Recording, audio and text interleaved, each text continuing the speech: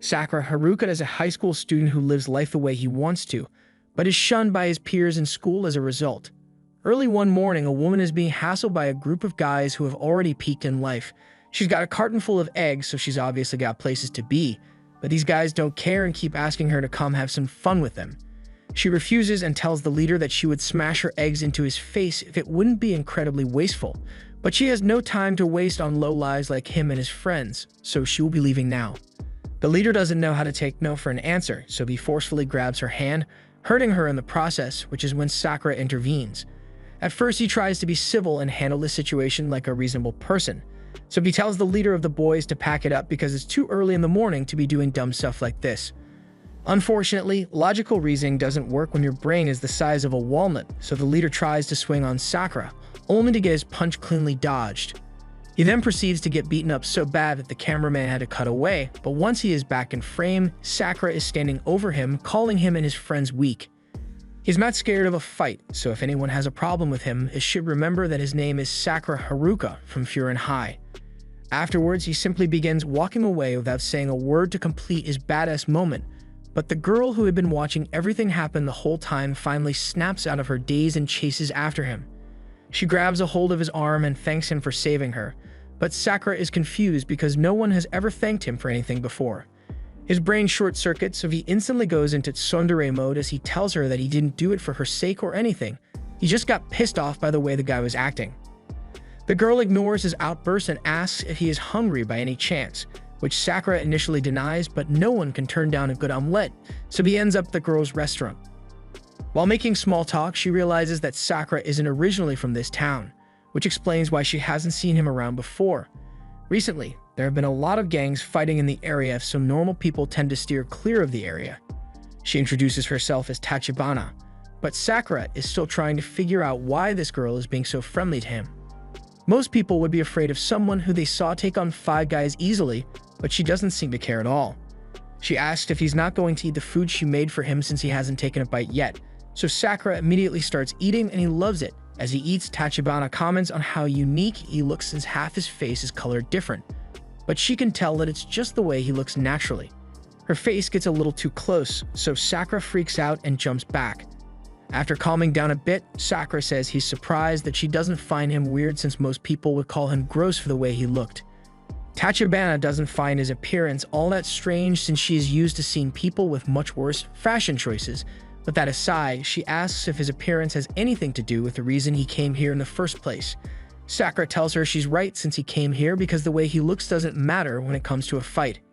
Furin is notorious for having the most brain-dead students but also the best fighters, so brawls take place every day to decide who's on top. Sakura isn't excluded from the Walnut Brain Society, so a school like this is the only place that he's got a shot at making a name for himself. Tachibana now understands Sakura's motivations, but that doesn't stop her from making fun of him for being so excited for school that he wore his uniform today when Furin doesn't open until tomorrow. Sakura denies it, but his embarrassment only tells Tachibana that she's right about him. While they were bickering, an old man named Yama had just finished his meal and is heading out. But just before he leaves, Sakura notices that he left his bag behind, so he gets his attention and hands it back to him. A little while later, Tachibana comes over and says Yama was thankful for Sakura's help, so he wanted her to give him some candy as a sign of gratitude. Sakura still isn't used to being thanked for anything, so he asks why the people here are being so nice to him. Normally, people would take one look at him and think he is a delinquent, so they'd be on guard. One time, he tried to return someone's wallet, but he got the cops called on him because the person accused him of stealing it. Tachibana tells Sakura that he made the right choice coming to Fujin, but as he is now, there is no way he's beating anyone, let alone becoming the top dog, and that all because of one thing. He may be strong, but he is alone, so he's gonna get his ass jumped. Hearing her say he's alone strikes a nerve with Sakura, so he angrily states that he is not weak, so there's no reason for him to rely on other people just to win a fight. She admits that Sakura may have the strength to back up his claim, but it would be best if he goes to meet some other kids from Furin, then he will understand what she means. While walking home, Sakura finds himself confronted by the gang leader from earlier, and this time he has brought the entire squad for the sole purpose of jumping Sakura. He isn't really in the mood to deal with this right now, so he just tries to ignore them and walk away, but the leader stops him just to start making fun of the way he looks. honestly, this is what Sakura was waiting for, since this jerk is the kind of person he has been dealing with his entire life. They always look at him with disgust, so he has given up on trying to fit in. People just make assumptions based on what he looks like, so if the world wants him to be a delinquent, he's going to do just that. He punches the leader straight in the face once more and proceeds to take on the entire gang all at once, and he's actually winning. They keep coming after him, but even though some of them are armed with bats, he continues to avoid their attacks and single-handedly drop the average IQ score among the gang members with the brain damage he's inflicting. While all this is going on, Tachibana was inside her store cleaning up the dishes, and while I've got nothing against her, this dumbass decided it was a good idea to go outside and check what's going on. Well, she gets grabbed and held at knife point so they can use her as a hostage to get Sakura to let his guard down. However, as soon as Sakura sees Tachibana in danger, he pulls off some cool acrobatics and drops the guy before he ever had the chance to use his knife. One guy tries to sneak up behind Sakura, but he's not going to call for something as cheap as that and roundhouse kicks the guy's face into a wall. He continues beating them down, but having to protect Tachibana is really limiting the amount of damage he can do, and if this keeps up, he's going to get overrun. He doesn't even know why he bothered helping her in the first place, since he barely knows her. As he continues fighting, one of the guys he had knocked out before regains consciousness and grabs the knife that had been thrown to the floor, slashes Sakura's ankle. He then almost gets his head smashed in by a guy with a bat, but he manages to stay back at the last moment, although with his injured ankle, his mobility is going to be limited. He has no chance of evading the next attack, so he just braces himself for the inevitable beating he's going to get. However, before the bat can make him even dumber than he was before, he gets saved by a guy who was also wearing the same Furin uniform as him. The guy thanks Sakura for protecting Tachibana, and she looks happy to see him. He asked her not to tell their boss that she was in danger so he doesn't flip out, but now that he is here, he'll make sure the situation gets handled. He grabs the bat from the gang member and elbows High-Face so hard that he gets put down for a compulsory nap, after which he then turns to the rest of the people there as his friends arrive. These punks have made a mess of the town with their antics, so they are going to have to pay for it. The gang is understandably scared since they were already barely winning against one guy, but now they've got to deal with 4 more. There's no backing out at this point, so they all attack at once even though they know they got no chance at winning. All the Furin guys are just as tough as Sakura, so this fight is a one-sided beating. One guy tries to go after Sakura, and since his ankle is injured, he's not able to get out of the way in time. Luckily, Hiraji steps in and kicks the guy into a wall. He tells Sakura to stand back if he is hurt, since they won't be able to protect him if he gets himself caught in the middle, and Sakura just remains dumbfounded as people begin to cheer for the Furin guys to beat up the gang so they can get on with their days. This is nothing like what Sakura was expecting when he came here, and he never would have thought that the people here would be so supportive of Furin. Tachibana then explains to him that when she said gang make this place unsafe, that it only applies up until about 2 years ago. This was because of the students at Furin High who took the town's security upon themselves and put up a notice board at the entrance. Anyone dumb enough to cause trouble in their town will leave the town with more brain damage than they started with because they are the town's shield, otherwise known as Windbreaker. That's why the townspeople love them so much now. It's true that they were a bunch of lowlives 2 years ago, but that was 2 years ago, and now they are loved by everyone here. Sakura can't help but feel jealous that despite fighting like that, these guys are still accepted by everyone here as though they are heroes when all he ever got was scorn. He is still in shock when the townspeople turn their attention to him and start thanking him for holding off the gang until everyone else arrived. Since his ankle is hurt, an old lady offers to give him some first aid, but all this kindness is too much for him to process, so he has another outburst. Tachibana understands why he is acting this way, so she takes over the first aid for him and says that she can tell that he is alone, but he didn't choose to be alone. Whatever circumstances may have caused it, he doesn't need to give up on the people here because they need him. He was still kind enough to return Yema's bag, and he even put himself at risk to save her. So if he is willing to look towards them, then they won't turn their backs on him. Sakura doesn't know how to respond, so instead he takes off running towards the crowd and proceeds to jump 10 feet into the air. He transitions into a drop kick aimed at the gang leader who is trying to sneak up on Hiraji, and while he's not sure how he feels about this whole playing hero thing, but if people will accept him the way he is, then he will fight to defend the town. The next day, Sakura arrives at the diner, but he's got a foul look on his face because he was coaxed into giving a piggyback ride to a granny. Since they've arrived, Sakura tells the granny to get off his back already, because he's not above slugging the grandma in the face, so Granny Sayo jumps off his back and Sakura realizes she tricked him more than he thought. She had told him her hips hurt so bad that she could barely walk at all. But all of a sudden, she's able to move perfectly fine and doesn't even acknowledge it when Sakura tries to call her out on it, making him even more angry. However, despite the granny's jokes, she's still grateful to Sakura for helping her get to the diner this morning, so she thanks him. Sakura still isn't used to being thanked for things, so he starts blushing once again and wants to leave to save himself some embarrassment, but before he can go, Tachibana calls him back because she's got something special just for him. She offers him a full breakfast, free of charge, since his entrance ceremony to Furin is going to happen today, but now that she thinks about it, the ceremony doesn't start until 12, but Sakura is already dressed for it, and it's only 10 o'clock. This gives her perfect ammunition to start teasing Sakura some more for being excited about attending Furin, but he denies it and says he was just out for a walk today. Tachibana doesn't blame him for being excited, though, since she knows there are a lot of interesting people there for Sakura to meet, but moments later the front door swings wide open and Naraya walks in, or rather faceplants into the room. After picking himself off the floor, he shows everyone his brand new Furin uniform, but Sakura points out that he forgot to take the tags off clothes. Naraya then proceeds to roll around on the ground in an attempt to get the tags off his back, and Sakura can't believe a guy as clumsy as him is going to be attending Furin as well. But Naraya takes offense to this and says he's never seen Sakura around, so he must be from out of town. Which is true, but it's not like it matters where he came from. Another thing Naraya scrutinizes is the way Sakura's hair and eyes look, but while Sakura was expecting him to call him disgusting or something, he actually just thinks his hair is turning white because of stress. Tachibana finds the whole thing funny, so she acts as the mediator and introduces both of them. She explains that Sakura just moved into town yesterday, but Mirai still has no idea who Sakura is supposed to be, so he takes a look in his top secret book of names, and according to it, Sakura is a complete nobody. Sakura was about ready to throw hands at this point, but Tachibana tells him that Naraya doesn't mean any harm, he just acts like that sometimes. Naraya goes on to warn Sakura that Furin is an ordinary school to be taken lightly. The students here stood up for the locals and drive away wicked troublemakers, so all the new students to the people look up to them. With that being said, it makes no sense to him why Sakura, who has no ties to this town whatsoever, would want to come to school here. Sakura answers that he's here to take the top spot at Furin Academy. He thinks it's cool that they are protecting the town, and he knows there are a bunch of strong guys there as well, so he would be satisfied if he knew he was the strongest among them.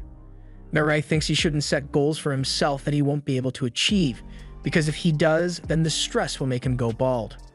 Sakura has had enough of Mirai's antics, so he tells him to get ready because they're about to throw hands. Naraya doesn't like the sound of that, so he makes an excuse about it being late, so he has to leave now. Later, as Sakura leaves, he is pondering what Tachibana had told him when his path gets blocked by a surprise tray of baked goods. The baker offers them to him for free, but Sakura is confused as to why he is getting such an offer for no reason. They say it's their way of giving back to the Furin kids since they are always so helpful, and they want Sakura to have the bread because he was single-handedly holding off the troublemakers the day before, so it's the least they could do.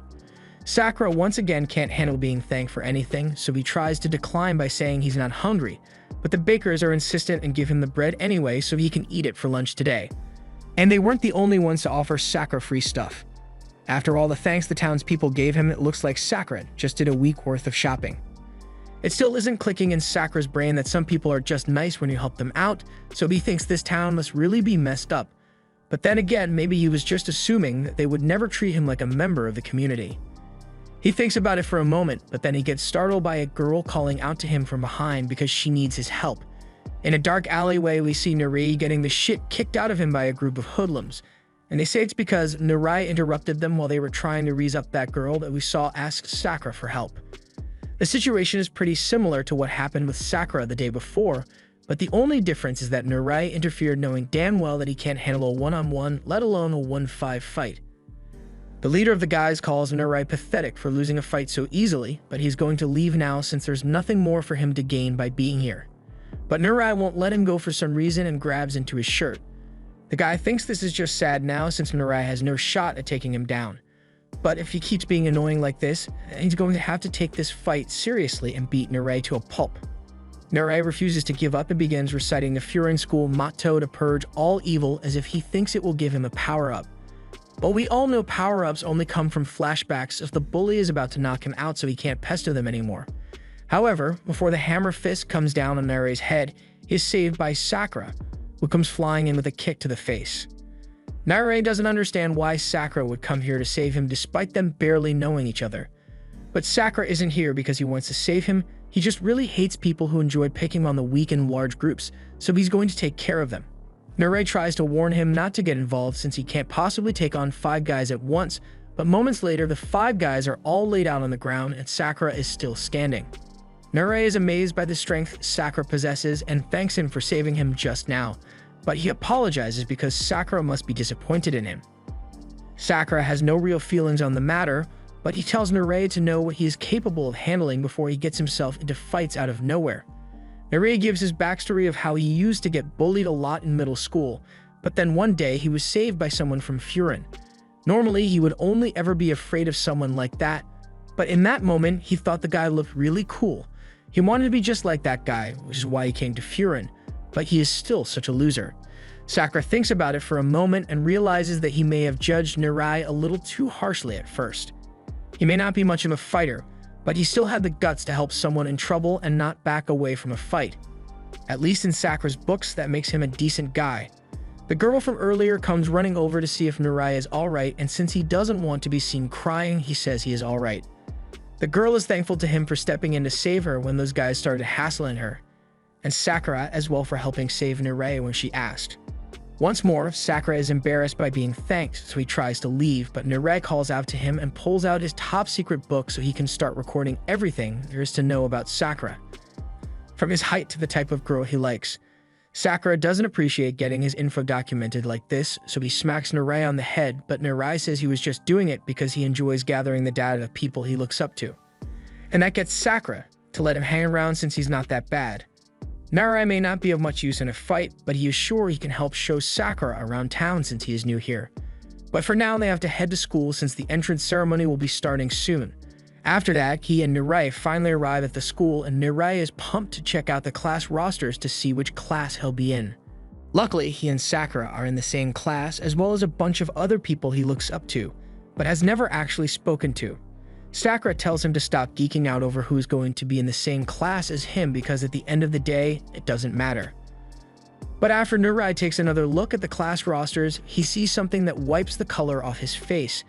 As they walk up the stairs to class, Narei pleads with Sakura to try to be friendly with the people in class so he doesn't cause any problems, but there's no way he's going to pander to anyone for no reason. Narei just wants him to show everyone that he means no harm since he comes from out of town and may not be accepted right away. But Sakura is already warming up for a fight, exactly what Narei does not want him to do. One wrong move and the whole class may see him as an enemy of Furin, at which point the entire school will turn against him. But Sakura doesn't see a problem with that since he came here to get to the top of the school, so it wouldn't matter to him if everyone came at him at once. Upon entering the class, there's a whole spectrum of students, including the one in the back who's just doing pull-ups. Everyone starts staring daggers at Sakura, and he's liking the way things are going since the class looks like they mean actual business. He gets approached by one eye patch-wearing dude, and he seems to be pretty nice. This is Shuo, and he's inside Narei's top-secret book, so you know he's got to be cool. However, the eye patch is just for show though. But that's enough discussion about himself, so if he wants to hear about Sakura. Sakura was ready to start fighting immediately, but he is surprised when Sue just patting him on the back and telling him he did a good job defending the town yesterday. Seeing Sue being friendly with Sakura, all the others in class become interested in him and ask what he did.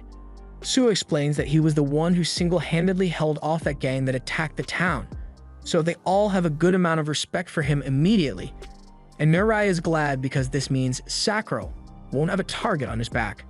However, when he's asked why he came here, Sakura answers honestly and says he came to get the top spot at the school, and after saying that he now has the attention of all the heavy hitters in class. Most notably Sugita, who chucks a desk out of nowhere and threatens to crush Sakura, but Sakura was already looking for a fight, so this works out well for him. Sagashita is well known in this school and has been visiting long before he officially joined. His talents were recognized, so he was allowed to be called a member even while he was still only in middle school. And right now, the reason he is going after Sakura is because he has somewhat of an obsession with the person in the current #1 spot. So whenever anyone says they want to challenge that guy, Sagashita goes apeshit crazy. One of the students pleads with Sue to stop Sagashita before he kills the new guy, but Sue didn't come to school today to put himself within punching range for no reason. As Sakura is still fighting, he accidentally slips on some white liquid on the floor, so Sabeshita tries to take full advantage of the blunder and wins up a haymaker. However, his punch catches nothing but air as Sakura has already recovered and leans back into a backflip kick across Sabeshita's face.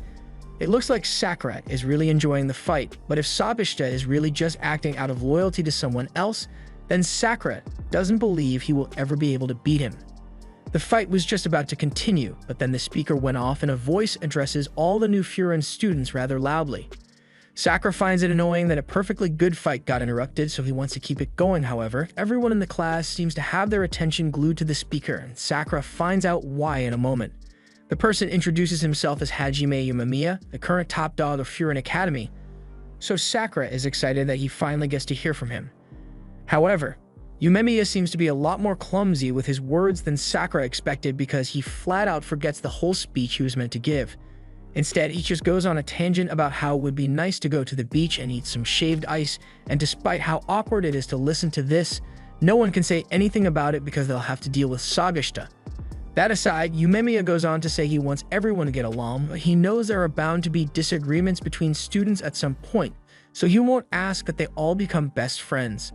But surely no one would be dumb enough to start a fight on the first day of school, and suddenly Sabeshita regrets throwing that desk a whole lot. Before he ends his public address, Umemiya has one last thing he wants to say to all the students, even though they probably already know. It is their job to protect the town. The people there trust them to be their shield, so they must live up to their expectations and guard them with everything they have. Sakura is surprised that someone could command so much respect without even being in the room to begin with. He finds it hard to believe that Umemiya was able to foster this kind of solidarity among the students here simply by being a strong fighter, making him even more curious to find out what kind of guy Umemiya really is. Now that the fighting has stopped, Sue slides in and asks if Sakura and Sabeshita are ready to make up yet, but Sakura sees no reason why he should forgive Sabeshita since they haven't settled the score yet, plus Sabeshita was the one who attacked him first to begin with. To mediate, Shuo makes valid arguments that Sakura shouldn't go around holding grudges if he actually wants to make it to the top, and Sabeshita shouldn't have gone and started a fight out of nowhere when he knows Umemiya would not have liked that. So after listening to Suo's logic, Sabeshita stretches his hand out to Sakura for a handshake, and Sakura does the same. Although, that doesn't mean they are friends all of a sudden. As soon as the handshake is done, Sakura gets swarmed by his new classmates, who all want to congratulate him on how amazing he was for being able to land a solid hit on Sabeshita. As Sakura was messing around with his classmates, a guy suddenly bursts in and tells everyone that it's time to head out. Sakura doesn't know what he means by that, and he is even more confused when he ends up having to paint a wall. 30 minutes earlier, after that guy called them all out to the courtyard, Sakura was pissed that he had to leave the classroom right after he got there, but the guy doesn't want to hear it since if they end up being late, then he is going to get yelled at as well. They look over to the edge of the courtyard and spot Haraji yelling at a bunch of students for taking too long to get down here. Sakura recognizes him from the fight yesterday, and Mirai is shocked he actually knows Haraji, so Sakura explains that he has met him when he saved Kotoha from that gang. But as soon as Haraji hears this, he comes racing over and grabs Sakura's face, driving him away to talk in private. Haraji doesn't want Sakura telling anyone that Kotoha was in danger here today, because if Umemiya finds out that Kotoha was in danger, there's going to be hell to pay. And as he says this, he reaches into his jacket pocket, which puts Sakura on edge, but he was just pulling out stomach medicine because he can't handle all the stress dealing with Umemiya causes. Haraji walks away after that, leaving Sakura incredibly confused, and as soon as he returns to Mirai, he is bombarded by questions about what Haraji is like. The only thing Sakura can say about him is that he is pretty weird, which Mirai immediately jots down in his top secret book. Sakura doesn't understand why he cares so much about getting info on Haraji, so Mirai explains that Haraji is one of the 4 Heavenly Kings of Furin Academy under Umemiya, and each Heavenly King has their appointed captains for each class. After explaining how they will be grouped up, Haraji tells them that they are moving out so they should follow him.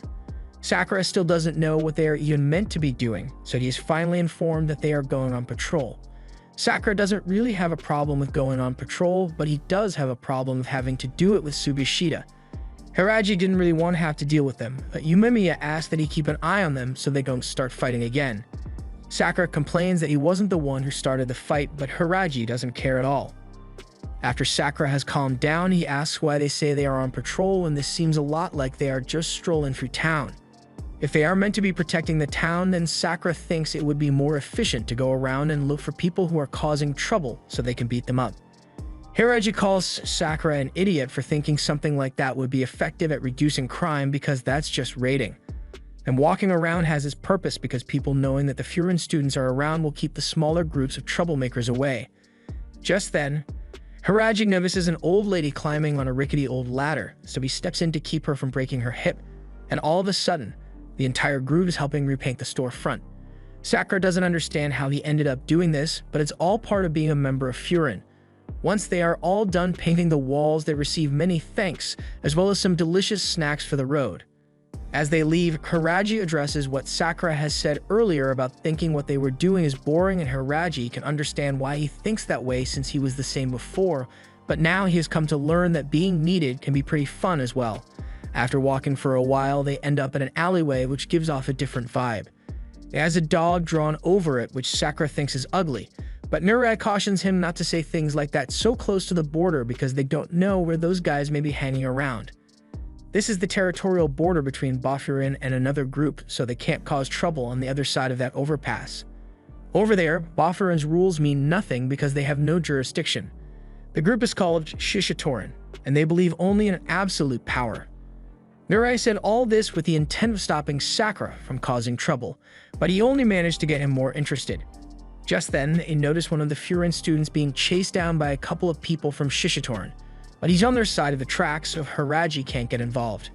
The guy was about to get caught before he could cross back over to Furin territory, but Sakura and Sugishita don't really care about rules, so they both jump in and knock out one of the Shishitoran people. Naraya thinks this is going to cause trouble since they struck Shishitoran students on their turf, but Sakura believes it's only fair that they fight back since Shishitoran clearly attacked one of their own first. However, even though Sakura and Sugishita just laid out one of their people, the others there don't seem to care about what happened to him in the slightest and start shitting on him for losing a fight after just one kick. Just then, someone approaches from behind, and the two Sugishita students immediately have shivers sent down their spines because they know exactly who this is: Joe Togame.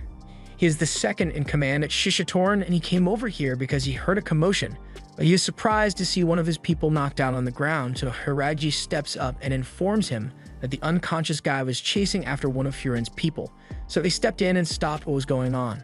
Once Togame grasps that what happened here was the work of Sugishita and Sakura, his reaction gets Sakura excited since he believes he might get a good fight from this guy, but soon after, the unconscious guy wakes up and begins yelling at Sakura for breaking the rules and interfering in the business of the Shishitoran group. However, as he was going on with his rant, Togame clocks him over the head with a bottle, making him go unconscious again. If there's one thing Togame hates, it's weak losers, and especially those who try to hide behind rules and order, so he starts beating the guy up because he doesn't belong in Shishitoran anymore. It gets so bad that Hiraji has to stop Togame and ask if he is really on the same team as the guy he is beating up. Togame pauses the beating for a second just to say that the guy isn't his teammate anymore. He just lost a ranked match and got demoted to Silver 2, so he is no longer welcome as a member of Shishitoran, which is why Togame is revoking his cool jacket. After listening to everything Togame has to say, Sakura has heard enough and now thinks he is really lame. He beats up the weak so he can call himself strong, so Togame is a huge letdown.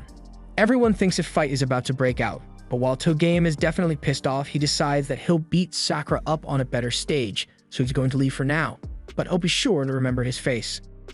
After that is over, Narai starts screaming because Sakura and Sugishita may have just done something that will lead to an all-out war against the Shishitoran people. And if Sakura hadn't provoked him at the end, he may have been a little more forgiving of the attack they did. Hiraji doesn't think that could have happened because Togame isn't as easygoing as he may appear. Among the Shishitoran, he is easily the most territorial, so there's no way he would ever forgive an incident like this. Regardless, Hiraji admits that he should have been the one to step in and save the kid, so he apologizes for not doing anything when it counted. For now, they should all head back to the school so they can report to Yumemiya. Hiraji is dreading having to give the report, which gets Sakura further intrigued to find out what kind of guy Yumemiya actually is. But once they finally get to the roof and meet him, he seems like a really nice guy. Hiraji approaches him and says they've got a problem on their hands, but he says he already knows all about it. That makes no sense since nobody could have told him about what happened yet, but it turns out that he's just talking about his plants. The others are starting to understand why Hiraji hates having to report to Yumemiya now, and it's because he never listens to anything you tell him. Sakura tries to get his attention, but Sagashita gets angry that he would dare try to communicate with his idol, so he was ready to start fighting again, until he remembered Yumemiya is right here and wouldn't approve. They all end up sitting down while Yumemiya explains all the plants he has been growing, when they really should be talking about the real issue here. Sakura can't even tell the difference between the plants anyway, and while he's definitely a good guy, Sakura is more confused than ever about why so many people respect Yumemiya so much. After a while of listening to his plant lecture, the kid who got beat up speaks up and starts explaining what happened today. He says he saw a shoplifter stealing in town, so he chased after the guide, but before he knew it, he had gone too far and ended up in the Lion's Head territory. They were chasing him down and there was no way he could have ever managed to outrun them, but just as he was about to give up, he was saved by Sakura and Sagashita. He admired the Furin students so much that he tried to be like them, but he only ended up sparking a clash with the Lion's Head and getting everyone involved, and for that, he is truly sorry. Yumemiya calls Sasaki by name and tells him thank you for doing what you did. Sure, he may have inadvertently caused a war, but he did it while trying to protect the people of this town, so he has nothing to be sorry for. As for the war, he doesn't have to worry about it since Yumemiya says he will personally handle it. But that aside, he really wants to know how Sakura and Sagashita saved him, so Sasaki explains that they kicked one of the guys off his feet. Yumemiya knows the Lion's Head people won't like that one bit, but he's got to admit that finds it pretty funny. Hiraji apologizes since all this happened while he was meant to be looking after them, but Yumemiya doesn't blame him for it since mistakes happen all the time and Narai rats Sakura out for making things worse by taunting Togame. So Sakura explains that he couldn't stand the fact that Togame was talking about strength being the only thing that was important while only beating him on the weak, so he said it to his face. Yumemiya understands what happened, so he gets up and Sakura thinks he wants to fight, but he actually just gives him a pat on the head and says he was thinking the same thing since those guys have a terrible mindset. On another note, he heard about what Sakura did on Main Street yesterday and today he saved Sasaki, so Yumemiya thanks him for looking out for the people here. Sagashita is jealous that Sakura is getting so much attention and Sakura feels a strange feeling of relaxation from around him. He is starting to understand why people are drawn to him all the time, and that's because he has a presence that would make anyone feel safe. However, Sakura won't let himself give in to that warmth, so he slaps Yumemiya's hand away. Just then, Hiraji gets a call from Kaji, but the only words he can hear him say over the phone are the words Lion's Head before he gets cut off on the phone. Yumemiya asks if something is wrong, but then a moment later they hear someone talking on a megaphone. So they all look down to the courtyard and see a guy dragging the unconscious body of one of the students here. He says he is the leader of Shishitorin, otherwise known as Lion's Head, and his name is Tomiyama Choji. The reason he has come here today and beaten up so many Furin students is because he wants to have a good and clean fight with Yumemiya, and his smile shows just how excited he is for it. Narei is freaking out over the fact that the leader of Lion's Head is here in person, while Sakura is just getting excited because he knows Tomiyama must be stronger than Togame. In that same moment, Sakura feels an unbelievable presence behind him, and he can't tell what it was, so as he sees Yumemiya leaving, he starts following him. The others do the same, and once they are all outside, Yumemiya tells them to stay out of this one. Sakura, as usual, insists on wanting to fight, but Yumemiya just coldly warns him that he doesn't repeat orders twice. Sakura is instantly hit with a sudden wave of obedience because he knows he would have caught a straight punch if he talked back just now, but he has no idea how Yumemiya's entire demeanor could have changed so suddenly. He approaches Tomiyama and calls him out for still holding one of the Furin students by the hair, but Tomiyama simply acknowledges it and laughs straight in Yumemiya's face about what he did. Sakura thinks this guy must be insanely strong, or at least just insane to have the guts to mock Yumemiya to his face like this, and all he really wants right now is to face Yumemiya in a 1 versus 1 since he's got a good excuse for it after what Sakura and Sagashita did. Yumemiya just stands still while Tomiyama circles him, still asking for a fight, but then he speaks up and says that while it may be true that Furin made the first move by knocking out that guy under the bridge, but clearly Tomiyama has done much worse in retaliation, so he thinks they can call it even now. Tomiyama agrees that what he has done is enough to at least call it even for now, but that doesn't mean things have been settled as he throws a kick at Yumemiya's face. Yumemiya caught it, but Tomiyama wasn't actually going for a sneak attack, he just wanted to start another conflict if he has a reason to fight Yumemiya. It doesn't make any sense why he wants to fight so badly, so Yumemiya asks what his goal is in doing all this. Tomiyama answers that it's not necessarily because he wants to fight, but rather he wants Yumemiya. Over at Lion's Head, it has been really lonely for him, ever since he became the top dog, but Yumemiya, on the other hand, has no shortage of friends to have fun with, so Tomiyama came up with a rational solution to come here and take over all of Furin so he can have fun too.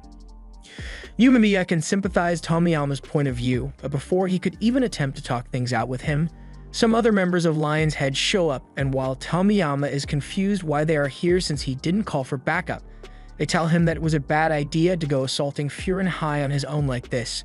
Sakura and the others walk forward to join Yumemiya, and even though he tries to get them to back off again, Sakura stands his ground because while he can respect a duel, he won't stand for a jumping. Tomiyama is getting frustrated since he was just about to get a proper duel with Yumemiya, so he wants everyone else to leave already. But Togame doesn't think a duel is really going to work out today, especially when they've got the entire student body staring them down at the moment. Yumemiya sees what's about to happen, so he yells for everyone in the classes to stay where they are as he steps forward, saying he will take Tomiyama on in a duel like he wanted.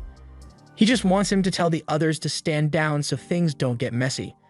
Tomiyama is glad to finally get his match, but then one of the Lion's Head kids begins mocking Yumemiya for being such a softie, and this sets off Sagasha, who can't stand any Yumemiya slander. Another one tries mocking Suo for looking so plain that he needs to wear accessories to stand out, but with how he's holding his hands in the anime girl pose, Suo just thinks he is cute. Togame says everyone should calm down for a bit, and then he tells Tomiyama that even if he wants to have a duel, he should save it for another day since it's already getting dark. And if they start fighting in the dark, they won't be able to admire how badly they beat down the Furin students. Sakura retorts, saying the only one getting their faces smashed in is gonna be Togame, and since Tomiyama can see that there is clearly some tension between these two, he suggests that they make the duel a team match instead. They can have a bunch of one-on-one battles, and the combatants are going to be Yumemiya and Tomiyama, Togame and Sakura, Sagasha and this guy, and finally, Suo and the kawaii boy. Yumemiya protests, saying that if it's a duel he wants, and the two of them should be enough. But Tomiyama now wants it to be a tournament because that sounds like way more fun to him. Sakura and the others agree to the terms of the tournament, but at the last moment, one more guy from Lion's Head comes out and asks to join in because he wants to take on Haraji, and Haraji seems to have some beef with him. So he accepts the challenge and joins the tournament as well. Since everything has been settled, Tomiyama says he will be putting the Lion's Head team on the line for this, so everyone should do their best and have fun. Later, the guys head over to the cafe to get some food and relax, and Mirai is freaking out because he thinks the situation is really, really bad for them.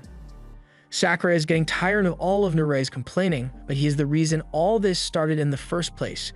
Kotoha brings over some food and tells Mirai that there's no point in getting so stressed about it all since it won't change what happens, but Mirai has good reason to be worried, since if by some horrible turn of events, Yumemiya were to actually lose, then Boffurin may cease to exist altogether. Konoha still maintains her point that worrying about things won't change anything either way, but you should know better than anyone that these guys aren't so weak that they would lose to Lion's Head so easily. Sakura scarfs down his food insanely fast, and once he is done eating, he asks if he can leave for the day. Mirai is shocked that he finished so fast, but they are meant to be waiting for Yumemiya and Haraji to show up since they had to stay back and convince the rest of the Furin students not to do anything that would complicate matters further. Sakura understands that, but he doesn't know why they have to meet up here of all places, so Suo explains that this is somewhat of a hangout spot for Furin, and they usually gather here before big fights happen. Just then, Yumemiya comes bursting through the door and immediately begins fawning over Kotoha. Sakura thinks this must mean that she is Yumemiya's girlfriend, but they both immediately deny that. Yumemiya instead asserts that Kotoha is his darling little sister, but Kotoha denies this as well, leaving Sakura confused about what their actual relationship is. Kotoha is embarrassed to say this, but she explains that both she and Yumemiya were raised in the same orphanage, and Yumemiya just one-sidedly decided that she was his little sister at one point. Sakura doesn't find the situation all that weird, but he is a little shocked to find out that she is the little sister here. She says she is only 16, but he was sure that she was at least 20 or something since she acts so mature.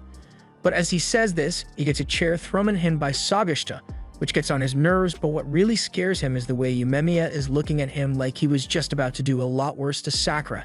He laughs it off, and Hiraji reminds Sakura that he must never let Yumemiya know that Kotoha was ever in danger or hell's going to break loose.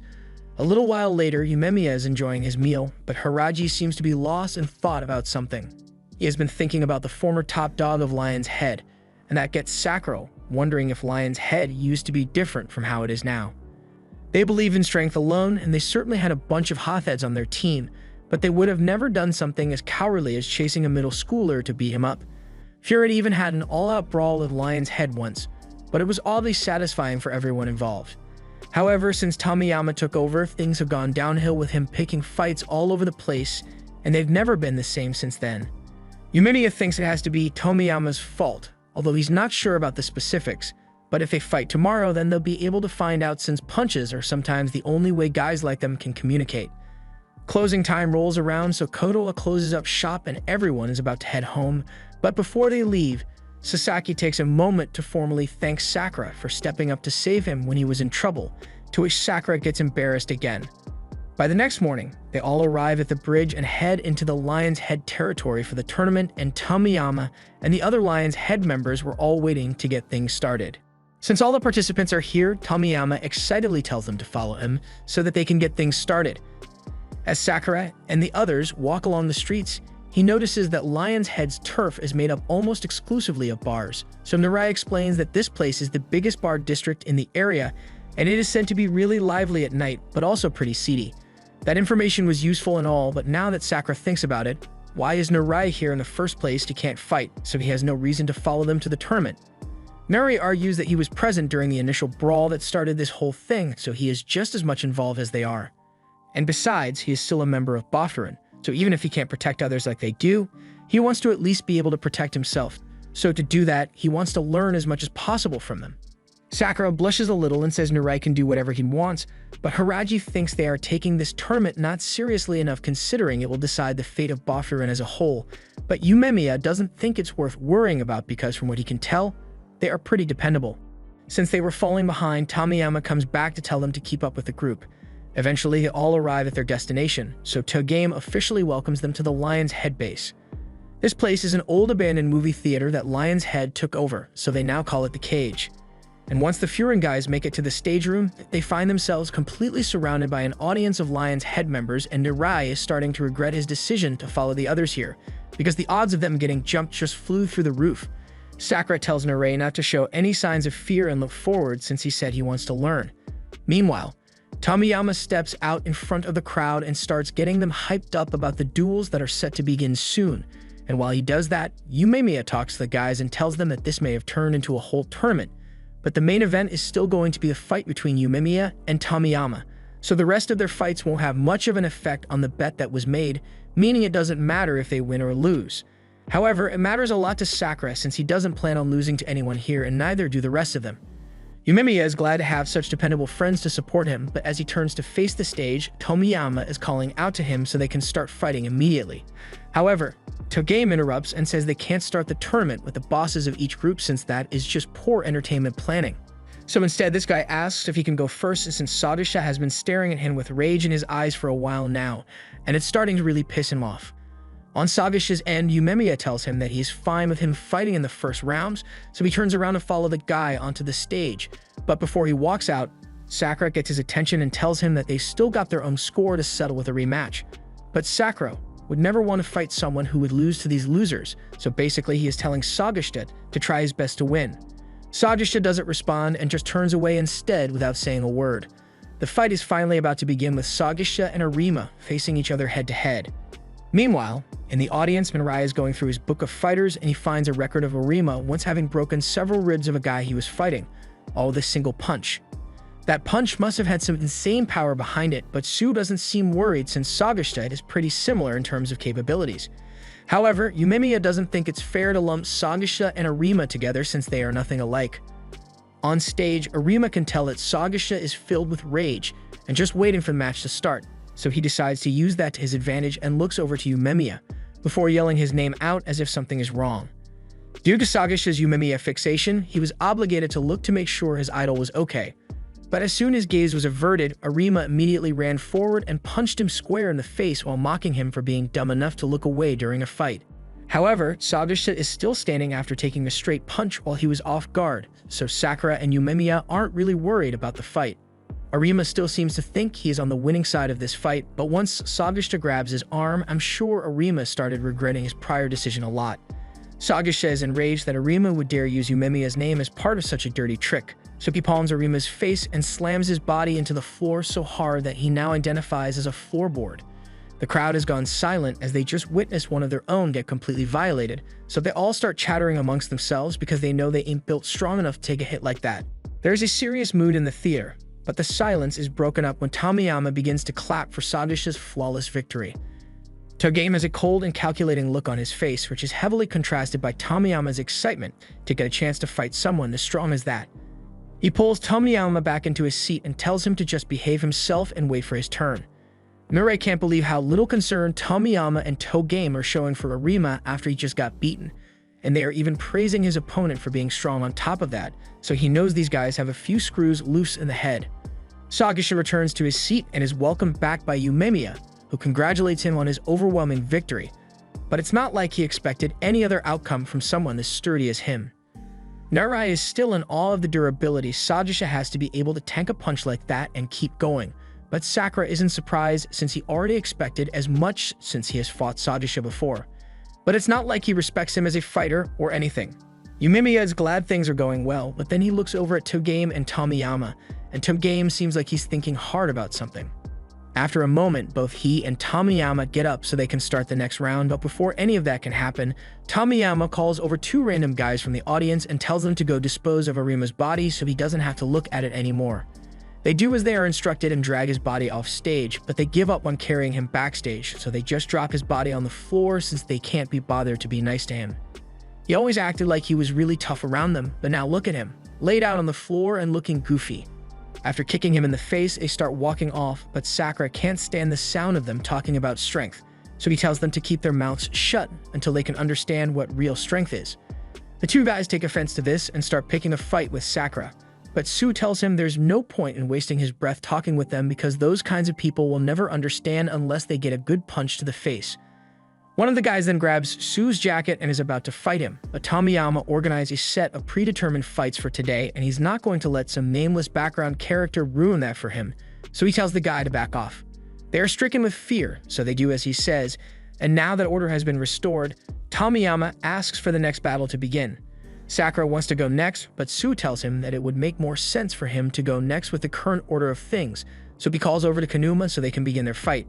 As Kanuma walks towards the stage, Sue gets up to go as well, but before he leaves, he addresses Sakura and tells him that he thought Sakura's goal of becoming the top dog at Furin was stupid when he first heard it. Sakura thinks he's trying to start a fight with him, but Sue goes on to state that he has changed his mind after he saw that Sakura's words had genuine motivation behind them, so now he thinks Sakura is pretty cool. That's why he is going to work hard so Sakura doesn't surpass him so easily. As the fight is about to begin, Sakura asks Narai if he has any information on Suo, so Narai looks in his book. But while it says he is famously strong, there isn't any specific data on how he became so strong or who he has beaten before. It's the same with everyone else too, as they've heard a lot of talk about Suo, but they don't actually know how he fights. Kanuma is biting his fingernails in anger over what the Furin students have done to Arima, and Suo is surprised that he can actually feel compassion for another person, but he is only angry about what happened to Arima because they've been together for a long time, but now that he has been eliminated, his career in Lion's Head is ruined. Suo finds it childish to only make a fuss for someone else's sake when you are personally affected. His taunting gets to Kanuma, so he charges at him, but Suo calmly grabs his hand and parries his punch with ease. Kanuma is confused about what just happened since he can tell that Suo's movements just now were completely reactive, so he comes up with a bright idea to just punch faster so that Suo can't react in time to dodge. However, that doesn't go so well for him, and he ends up on his back looking goofy in front of everyone. He tries to regain some of his dignity and grabs Suo's leg for another attack, but he just gets himself thrown to the floor once more. The embarrassment is getting worse and worse as Suo is now lecturing him while he's on the floor, so he tries attacking again. But as expected, Suo uses his momentum against him once more and makes him hit the ground. The Lion's Head crowd begins yelling obscenities at Kanuma because they think he isn't taking this fight seriously, but he is actually trying as hard as he can right now. Sakura realizes that under that fake smile, Suo is actually pretty heartless when he wants to be. He already knew Kanuma was weaker than him, but rather than take him out quickly and let it be done with, is making a mockery of him. Kanuma probably feels like he would rather be dead than keep fighting Suo like this, but Suo probably had his own grudges against Lion's Head, so this is his way of taking out his anger on them, although Hiraji never expected him to be so emotional about it. But then again, he could just be showing him off because Sakura is watching. Over on stage, Kanuma just missed a punch that had him stumbling across the entire stage, but after catching his breath, he goes back in for another attack, only to miss more of his punches and get pushed back. He tries kicking Suo, but that just gets him a first-class ticket back to the floor. He gets points for resilience since he keeps fighting, but with how much he has been kissing the floor this entire fight, he may want to consider just staying down. The Lion's Head people have now completely turned on Kanuma, and he knows what's going to happen to him if they view him as weak, and after seeing the look of disappointment on Togame's face, he throws a tantrum and gets back up to try and attack Suo. However, that doesn't work out in his favor as Suo throws a kick but stops inches away from his face. He then tells Kanuma that he knows exactly what he is thinking about right now. He is imagining himself in the exact same position as the people he had made fun of, and he probably doesn't like it. Suo tells him that this is a first great step towards his reform as a compassionate person, but the next step is to beat it into him so he doesn't forget what it feels like to be a loser. But before Suo can do that, Togame tells him to stop since the fight is already over, and he doesn't want Kanuma disgracing them any further. In fact, to make sure they don't have to deal with his dumbass anymore, Togame officially kicks him out of the Lion's Head, so he has lost everything in one fight. Suo is satisfied with what he has done to Kanuma, so he walks off stage, leaving him with a reminder of how important it is to be compassionate towards others. While Suo leaves, the audience of Lion's Head are left silent from the violations they just witnessed, and even more so from the fact that Suo is only a first year in Furin, so they are starting to realize that they can't afford to mess with Boffurin. Yumiya congratulates Suo on such an overwhelming victory, while also complimenting him for being strong, but Suo doesn't think of himself as all that impressive. Narei, on the other hand, couldn't be more impressed as he has never seen someone move like Suo. He asks if it was Kung Fu or some other type of martial arts, but Suo can't really answer that question since he doesn't know. His instructor was self-taught, so he kind of mixed in a bit of all the martial arts. That aside, Hiraji mentions how surprising it was to see Suo acting so emotional, and he is a bit embarrassed that he went so far as to humiliate Kanuma, but he says he did it because of Sakura. Sakura doesn't want to be blamed for Suo's actions, but he does warn Suo that he had better take the fight seriously if he ever fights with him. Narei is finding it a little repetitive that all Sakura can think about is fighting everyone, but Suo doesn't really want to fight with him since he thinks Sakura would be a pain to deal with in a real fight. Hearing this, Sakura loses his temper and almost jumps on Suo. So Narei has to use all his might to hold him back, and Yumiya is just glad that everyone is getting along well, if you can call this getting along anyway. Just then, they notice Kanuma, who is in the process of dragging his best friend's unconscious body across the floor, and he looks like a completely broken man. Once Arima finally regains consciousness, he looks over to Kanuma, who seems like he's on the verge of going crazy, so he crawls over to him and asks if he lost his fight as well. The only words Kanuma can bring himself to say are it's over, because now that they've both lost fights in front of all the members of Lion's Head, they'll be punching bags for everyone else from now on. Tomiyama is still as excited as ever, so he now wants to fight Suo as well, but Togame wants things to go in order, so he asks who wants to go up next for their fight. Sakura finally thinks it's his time to shine, but as he stands up and turns to Togame so they can head onto the stage, someone else stands up and he points straight at Hiraji because he wants to fight him next. Hiraji still has beef he wants to settle as well, so he apologizes to Sakura because he needs to take the next fight. Sakura isn't having it since both of the other first years got their chance to fight, so there's no reason his turn should be skipped over. Hiraji brings up the fact that Sakura is meant to be fighting Togame, but he doesn't look like he is ready to fight yet, so Sakura needs to wait a little longer. Since Togame is the second in command at Lion's Head, normally it would be Hiraji's job to fight him, but that doesn't mean he doesn't have faith that Sakura could win. The compliment immediately quells Sakura's anger at Hiraji, but he's still pissed at the other guy for cutting in line and calling Hiraji out like that. Narei thinks the guy may know Hiraji from somewhere, but none of them know why they have beef since Hiraji doesn't talk about himself much. Meanwhile, as Sako is making his way up on stage, Tomiyama wishes him good luck in his fight, but Togame is a little condescending and asks if something happened between him and Hiraji since Sako usually never gets into fights willingly, but he just ignores Togame and keeps walking. Once the two were standing across from each other, Hiraji starts a conversation by saying Sako has grown since the last time they saw each other, but it's a shame he's in Lion's Head now since this fight is unavoidable at this point. Sako remains silent throughout, and Tomiyama is bored of all the talking, so he yells for them to start fighting already. Since they're starting, Hiraji puts his hands up and Sako immediately charges at him with a flurry of punches and kicks, but Hiraji is able to expertly block them all. Sako keeps piling on the pressure with his attacks, but at the end of his combo, no damage has been done to Hiraji. Sako backs off for a bit and tells Hiraji that he shouldn't look down on him like he used to, since the Sako he once knew is gone, and he's going to prove it here. He charges back in with a frontal kick and Hiraji counterattacks as well, but neither of them seem to be making any headway in the fight, as neither have landed a decisive blow yet. Then, in the middle of one kick, Sako grabs his own leg and redirects the kick, narrowly missing Hiraji's face, and Hiraji is really impressed. Narai is panicking because Hiraji is on the defensive and Lion's Head is really rooting for Sako to take down Hiraji. Even Togame is amazed by how good Sako's fighting skills are, but Tomiyama doesn't think it is all that strange since he personally appointed Sako as one of his 5 fingers. Togame has to admit that while he may not understand Sako as a person, he has fought the most out of everyone here and even nearly burnt himself out when he first joined Lion's Head.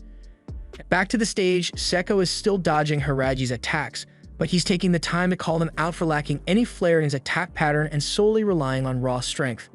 According to Sako, Hiraji hasn't changed one bit, but Hiraji can tell that Sako has changed quite a bit, especially with how talkative he is being right now. He remembers Sako never speaking a word the whole time he was teaching him how to fight, but Hiraji bringing up the past annoys Sako and makes him charge at Hiraji one more time, but now he has sped up quite a bit. So much so that he manages to catch Hiraji off guard and knock him back with a kick to the face. Everyone is shocked to see Hiraji knocked out so easily, and Sako is standing over his body, wondering when Hiraji got so weak. He blames Hiraji's weakness on hanging out with all these Furin clowns, and Sakura starts getting angry, but not at Sako, but rather at Hiraji for letting himself get dropped so easily. Sue finds the whole thing's funny, but more so because Sakura is starting to care for his friends more and more. Sakura gets embarrassed by Sue's assessment and says he was just pissed because Sako was making fun of them, but Yumemiya then speaks up and tells them all to calm down because it's not over yet. He then addresses Sako and reminds him that Hiraji is one of the 4 divas of Boffurin, and specifically, he is their Taman, so he asks if Sako knows what else a Taman is called. Sako doesn't understand the point of such a stupid question, but once a hand lands on his shoulder, he is shocked to see that Hiraji is back on his feet and as active as ever. He hasn't gotten kicked like that in a while, so he really felt it, but he knows it must have made him look really lame. He acknowledges that Sako has gotten really strong since he last saw him, almost like he's an entirely new person, but as the Taman of Boffurin, he's got to show off a little bit, so he takes his stomach medicine and gets ready for round 2. We get a flashback to Hiraji and Sako's middle school days, and Sako was getting cornered by bullies at the time. He'd just been minding his own business and getting good grades, but these bullies were high-level haters, so they weren't going to just let him do well in peace. They all start beating him up, but then Hiraji showed up to save the day. Back to the current fight has become a slugfest with each side taking punches as well as dishing them out, and the crowd is stone-faced with amazement at what they are witnessing, and even Sakura can't believe how strong Hiraji is. Sue tells Sakura that Hiraji has to be strong to have earned a spot as one of Boffurin's divas, and pretty much everyone in town knows he's incredibly strong. But even if he was strong to begin with, Sue is sure that he kicked it up a notch because of Sakura. The fight goes on, and while things still look pretty balanced, Hiraji now has the upper hand and ends up heel-kicking the focus out of Sako's eyes. Sako can't understand how Hiraji is still so strong compared to him after all that training he went through to improve himself, especially since he has been living the easy life with his friends here. We get another flashback to Sako's middle school days right after Hiraji had just finished beating up the bullies, but he didn't understand why Hiraji went out of his way to help him. Hiraji doesn't think he needs much of a reason to help someone who is being ganged up on, but he tells Sako that he needs to learn to stick up for himself because that's the only way that he'll be able to deal with bullies like these. He offers him a hand so that he can stand back up, but that's when Sako grabs his sleeve and pleads with Hiraji to teach him how to fight. Hiraji agreed, and since then, Sako trained with him and held a great deal of respect towards him. Even though he never really tried to form one, people just seemed to flock to him due to his strength, and Sako was one of those people who were proud to follow him. But then on the day Hiraji graduated from middle school, Sako was glazing Hiraji for getting into Furin and was sure that he would stand above everyone there. But all that glaze became too much for even Hiraji to bear, so he tells Sako not to follow him. He already knows that once he gets to Furin, he's going to be under this guy named Yumemiya, so he can't meet Sako's expectations of him. He wanted Sako to find an actual goal for himself instead of being his fanboy. Sako couldn't understand what just happened with his idol essentially abandoning him. So he went and took out his frustrations by beating up a local gang by himself. And while he was standing there among the bodies, he was approached by Togame and Tomiyama, who were impressed by his capabilities, so they offered him a spot on their team. Sako asked if they have strong people on their team, and Togame confirmed it, stating that their policy is that strength means everything. So the stronger you are, the higher up you'll be able to get. However, Sako doesn't care about any of the hierarchy stuff and just wants to fight with strong people so that he can get stronger and make Hiraji regret abandoning him. Which is why he refuses to lose to him in this fight. Unlike Hiraji, he hasn't been spending time making friends, but rather he has been improving himself so that he can be stronger than Hiraji. He runs forward and tries to attack Hiraji from below, so Hiraji counters with a punch only to get faked out by Sako, who does a backflip over him and gets ready to land a punch. However, he met with a boot to the face since Hiraji did not fall for his trick. Sako's feet are wobbling after that kick, but he still refuses to lose to someone who is satisfied not being at the top. He tries throwing another punch. At this time, Hiraji just catches it and apologizes to Sako for not being able to live up to his expectations. And immediately after, he delivers a hit punch so powerful that it gets Sako to start doing some really deep soul-searching about why he was so angry. He knew that Hiraji was looking out for him when he said he should find a new goal for himself, but he was just being selfish. He didn't want to hear Hiraji tell him to not follow him because all he wanted to do was stay by Hiraji's side no matter what. He didn't care if he wasn't the top dog or something because all he wanted was for Hiraji to ask him to follow him. Sako collapses on the ground, so Hiraji is the clear victor of the match and everyone is still in shock from the spectacle they just witnessed. Although Togame wastes no time in getting up and calling for someone to go drag Sako's body off the stage because he lost, but after seeing how well Sako fought, they all have too much respect for him to do something so disrespectful. And to help his friend out, Hiraji offers to carry Sako off stage, lifting him onto his shoulders and gently dropping him on the floor. Togame half-heartedly thanks Hiraji for helping, but he mentions that he didn't need to be so gentle with the body of a loser. And since Sako lost, he's going to be revoking his lion's head jacket. But Hiraji grabs his hand to stop him and says he should probably wait until after his match to criticize people for losing since he doesn't know what might happen. And before Hiraji leaves, he gives Togame some advice that running his team like he is doing now won't help make them stronger. He walks back to his seat and Yumemiya congratulates him on his victory. But Hiraji is surprised that he isn't asking about Sako and what the story is between them. Yumemiya knows Hiraji probably doesn't want to talk about it, so he doesn't want to bother Hiraji by asking now. He can tell him the full story when he feels like it, but for now, they should just focus on watching the next fight. This was the end of episode 6. Thanks for watching. Subscribe to not miss the next part.